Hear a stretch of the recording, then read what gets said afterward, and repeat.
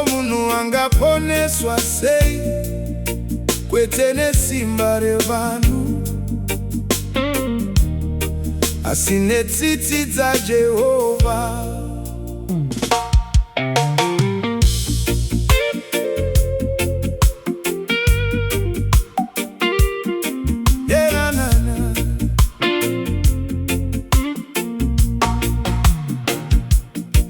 Namani murwi mukuru wehondo aikunda nyika nesimba rake, asi mukati maive nechironda, mapere mbudzi aisadona nesirivha. Mabhiza ake, ngoro dzake hazvina kukwanisa kumurapa. Musikana mudiki ndokuti kwari kuna Mwari, kuna muprofita.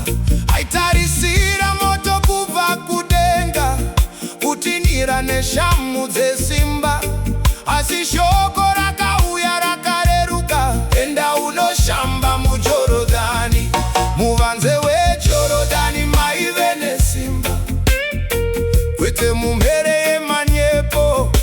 Kupora kunobva kuna Jehovha, kwete pakuratidzira vanhu. Teerera zvideredze, famba muchiedza. Mwari vanorapa vanozvininipisa. Charity, kutsanya nekuteerera ndiwo mugwagwa unoenda kuupenyu.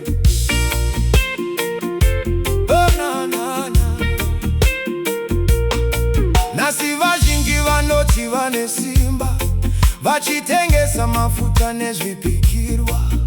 Uya nembeu yako, uye nemari, varombo vachisiya vasina chinhu, vachidanidzira vachiwisira vanhu pasi, sokunge mhere ndio mweya, asi moyo yavo yakazara greed. Vakakanganwa nzira yodzvene.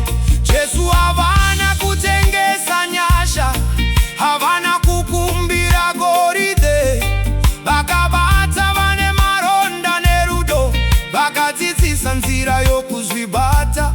Kuda vamwe pasina mubayiro, kuranga nyama nezvishuwo zvayo, kuteerera Mwari nokutenda. Ipapo ndipo pane simba rechokwadi.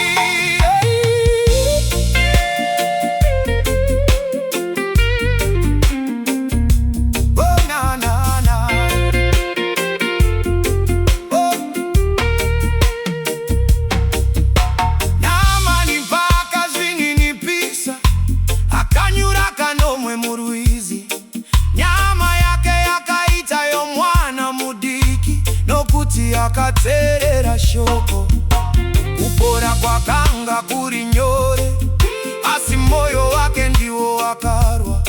Mwari vanoshandisa zviri nyore kunyadzisa kudada kwevanhu. Muvanze weJorodhani maive nesimba, kwete mumhere yemanyepo. Kupora kunobva kuna Jehovha, kwete pakuratidzira vanhu.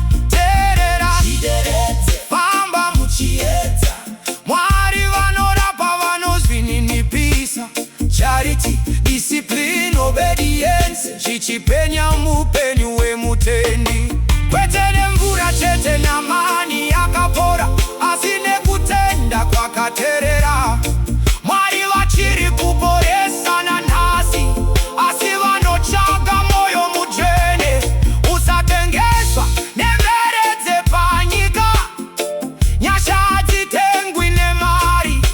Dzokera kuna Jehovha nechokwadi, uchawana upenyu.